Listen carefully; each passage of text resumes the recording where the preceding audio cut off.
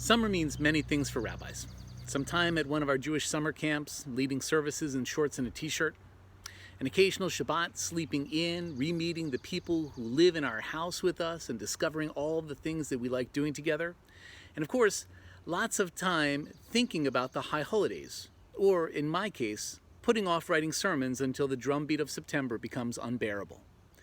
Clearly, those things are very different this summer. The question, what about the high holidays, is not only in my mind right now. The period leading up to Rosh Hashanah and Yom Kippur, carrying us through the season, is truly a highlight of the year. The Jewish Super Bowl, World Series, and Olympics all rolled into one. You see all those sports analogies? I'm doing pretty good, right?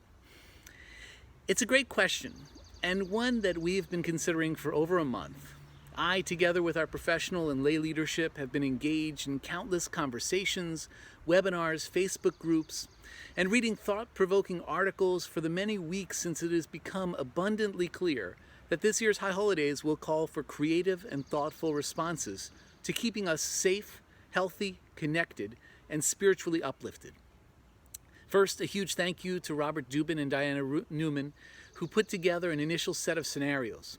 Building off of that work, we have formed a series of task forces to make recommendations to the board, not only regarding high holidays, but separately examining a return to in-person Shabbat services and events, as well as the reopening of Kulanu and our preschool in the fall. One thing we all know from the past few months is that situations and realities change quickly and necessitate flexibility. We're being as deliberate as possible, consulting appropriate medical experts and taking into account directives from elected officials, while recognizing that whatever decisions we make will take some time to fully plan and put in place. Rest assured that we'll be in communication with you as these discussions continue. I do, however, want to share, as I announced this week at our annual meeting, that the path forward to the high holidays that we are working towards is one that will primarily be online service experiences rather than our in-person gatherings in the sanctuary. While we can realistically hope in the coming months to gather outdoors at the synagogue and then in limited numbers in the sanctuary, it is not at all realistic to think that we could have in-person high holidays in a way that prioritizes the health and safety of our community writ large.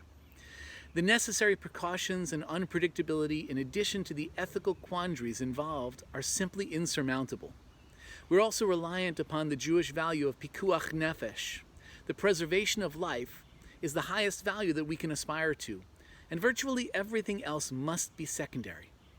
I cannot give you full details about exactly what these worship experiences will look like yet, but know that we are working with an excellent team, both within our Temple Isaiah community and linked to hundreds of Reform congregations across the country who are similarly making plans for being authentically, prayerfully, and safely together for the high holidays of 5781.